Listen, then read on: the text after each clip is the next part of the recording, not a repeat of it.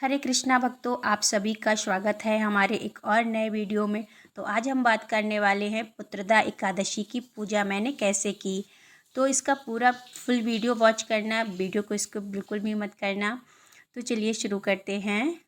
तो सबसे पहले हम आपको बता देते हैं पुत्रदा एकादशी यानी पवित्रा एकादशी व्रत करने से संतान की प्राप्ति होती है। जिसको संतान नहीं होती है उसको संतान की प्राप्ति होती है। तो एकादशी आप लोग व्रत ज़रूर करिएगा, और जिनकी संतान है उनके संतान की लंबी आयु के लिए भी ये व्रत किया जाता है। तो चलिए शुरू करते हैं। तो हमारे घर में लड्डू गोपाल जी हैं, तो मैं सबसे पहले लड्डू गोपाल जी का स्नान कराऊंगी। तो यहाँ पर मैंने एक पात्र लिया है, उसमें स्वास्तिक बना लिया है, और यहाँ पर मैंने कुछ फ्लावर रख लिए हैं। इसके बाद हम लड्डू गोपाल जी का अपने स्नान कराएंगे। तो यहाँ मैंने कच्चे दूध से स्नान कराया है, इसके बाद मैं गंगा जल से स्नान करा दूंगी और फिर सादा जल से। तो यहाँ पर मैं गंगा जल से स्नान करा दे रही हूँ, अब मैं सादा जल से स्नान करा दे रही हूँ। तो ये देखिए हमारे लड्डू गोपाल जी कितने प्यारे लग रहे हैं और कितने खूबसूरत लग रहे हैं। तो हम बाल गोपाल जी की जो है इस तरीके से अब इनका श्रृंगार करेंगे। तो लड्डू गोपाल जी हमारे नहा के हो गए हैं रेडी। तो अब हम लड्डू गोपाल जी का श्रृंगार करेंगे। तो सबसे पहले मैं करती हूँ अपने लड्डू गोपाल जी की इत्र से मालिश। और जिस तरीके से हम अपने बच्चों को मालिश करते हैं ऑयल से, उसी तरीके से हम भी लड्डू गोपाल जी को स्नान कराने के बाद उनकी इत्र से मालिश करते हैं। अगर आप नहीं करते हैं तो ज़रूर करिएगा। और देखिए मैं यहाँ पर बहुत ही प्यार भाव से लड्डू गोपाल जी की मालिश कर दे रही हूँ। इसके बाद अब हम लड्डू गोपाल जी को ड्रेस पहनाएंगे। तो आज के दिन एकादशी है, तो पीले वस्त्र का पहनना तो बहुत ज़रूरी होता है, महत्व होता है पीले कलर का। तो यहाँ पर मैं पीला जो है वस्त्र पहना दे रही हूँ लड्डू गोपाल जी को। अगर आपके पास नया है तो नया पहना दीजिएगा, अगर नहीं है तो आप धो करके वही पुराना वाला पहना सकते हैं। तो देखिए यहाँ पर मैं आज लड्डू गोपाल जी को तुलसी की माला पहना दे रही हूँ। और तो इस तरीके से अब हम लड्डू गोपाल जी को अपने कड़े पहना दूंगी इस तरीके से। ये देखिए हमारे लड्डू गोपाल जी कितने प्यारे लग रहे हैं। और अब हम यहाँ पर लड्डू गोपाल जी की विग लगा देंगे। इस तरीके से लड्डू गोपाल जी के ईयरिंग भी पहना देंगे। तो हमारे लड्डू गोपाल जी का आधा मेकअप हो गया है। अब हम यहाँ पर लड्डू गोपाल जी का मुकुट लगा दे रहे हैं।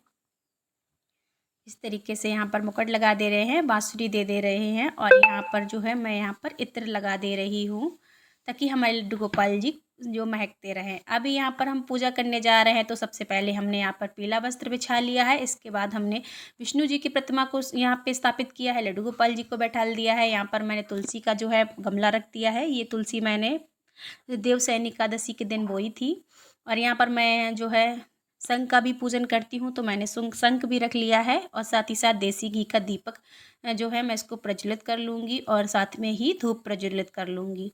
तो इस तरीके से ये हमें दीपक जो है बीचों बीच जलाना होता है। तो हम यहाँ पर सभी को स्नान भाव से अब गंगा जल से छींटे लगा देंगे। तो यहाँ पर मैं सभी को विष्णु भगवान जी को, दीपक को, शंख में, और तुलसी के गमले में, गौ माता को, लड्डू गोपाल जी के ऊपर, सभी के ऊपर छींटे लगा देंगे। स्नान भाव से सभी को छींटे लगा देंगे। जिसके बाद हम वस्त्र स्वरूप विष्णु भगवान जी को कलावा अर्पित करेंगे। अगर आपके पास जनेऊ है तो आप वो भी समर्पित कर दीजिएगा। तो मैंने यहाँ पर विष्णु भगवान जी को कलापा समर्पित कर दिया है। अब हम यहाँ विष्णु भगवान जी को चंदन लगाएंगे, और साथ ही साथ जो है हम गमले में भी जो तुलसी माता का गमला है पौधों का, उसमें हम जो है स्वास्तिक बना देंगे। आप चाहो तो सिर्फ चंदन का टीका लगा सकते हो। तो मैं यहाँ पर जो है स्वास्तिक बना दे रही हूँ, और हमें इस तुलसी में जल नहीं देना है, सिर्फ पूजा करनी है। तो मैं यहाँ पर इस तरीके से स्वस्तिक बना दे रही हूँ। अब मैं गौ माता को चंदन लगा दे रही हूँ, और यहाँ पर मैं दीपक का भी पूजन कर दे रही हूँ। इसके बाद हम लड्डू गोपाल जी को भी चंदन धारण करा देंगे, और साथ ही साथ हम जो है शंख में जल भर लेंगे और शंख में भी चंदन लगा देंगे। तो अभी यहाँ पर मैं चावल का उपयोग नहीं करती हूँ एकादशी के दिन, और तो यहाँ पर जो है मैं तिल का उपयोग करती हूँ। तो आप चाहो सफ़ेद और काले तिल का उपयोग कर सकते हो, क्योंकि एकादशी के दिन ना ही आप तुलसी तोड़ सकते हो और ना ही आप चावल का उपयोग कर सकते हो। तो तुलसी तो मैंने नहीं तोड़ पाई थी कल, तो मैं बिना तुलसी के ही पूजा कर रही हूँ। तो मैंने अपने लड्डू गोपाल जी को तुलसी की माला धारण करा दी है। तो यहाँ पर मैं सभी को जो है पुष्प समर्पित करूँगी, विष्णु भगवान जी को गमले में, और यहाँ पर गौ माता को दीपक में, शंख में, और लड्डू गोपाल जी को सभी को मैं यहाँ पर पुष्प समर्पित कर दे रही हूँ। तो देखिए इस तरीके से हमने जो बचे हुए फूल थे तो मैंने यहाँ पर दीपक में ही सब सारे चढ़ा दिए हैं।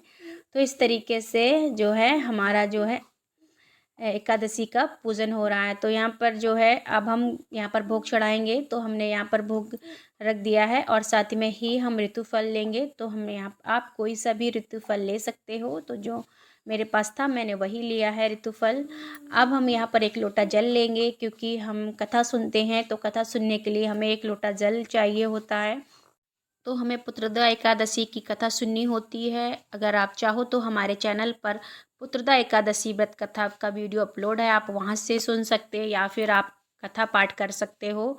तो कथा पाठ हमेशा खाली हाथ नहीं किया जाता है, इसके लिए हम 1 पुष्प ले लेंगे, थोड़े से तिल ले लेंगे और इनको हम दाहिने हाथ में रख कर के कथा सुनेंगे। कथा सुनने के बाद जो है ये पुष्प और तिल हैं, इनको हम विष्णु भगवान जी के चरणों में समर्पित कर देंगे और जो बचे हुए तिल हैं उनको हम लोटे में डाल लेंगे।